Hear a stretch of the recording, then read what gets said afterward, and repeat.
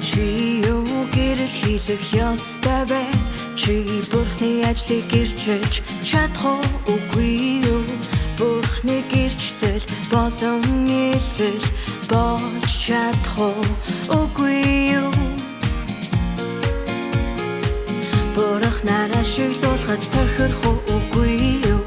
Эдгээр чиний эрхийлэх ёстой зүйлс юм. Бурхан чамайг шалгаж засаг сахилж улсан эсхээс үл хамааран түүний үлдэл ажил чамд хийж чарсан. Гэвч Бурхан дэвгэж бөгөөд Бурхнаар төгс болохыг ирэлхийлэхэд бэлэн хүний хувьд чи байттай тулцуудаараа үндэслэн Бурхны ажлыг гэрчилж чаддаггүй. Чи байттай туршлагаараа Бурхны үгийг амтран харуулж чаддаггүй.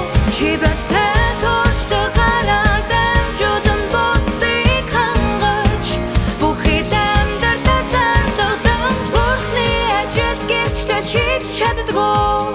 Бурхны ажил гэрчлэл хийхдээ чи туршлага мэдлээ түсэн төлөөсөндөө найдах ёстой.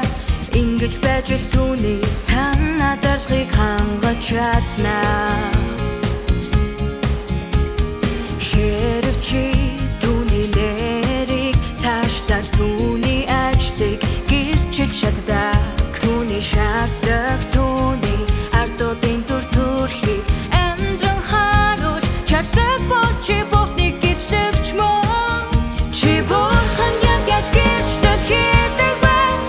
Чи Бурхны үгийг амдран харуулахаар илгээж хүсэн хүлээж амаараа гэрчлэл хийж ингэснээр хүмүүс түүний ажлыг мэдэж авч үлийг нь харвал чи үүнийг үнэхээр эрхэлбэл Бурхан чамайг төгс болгон.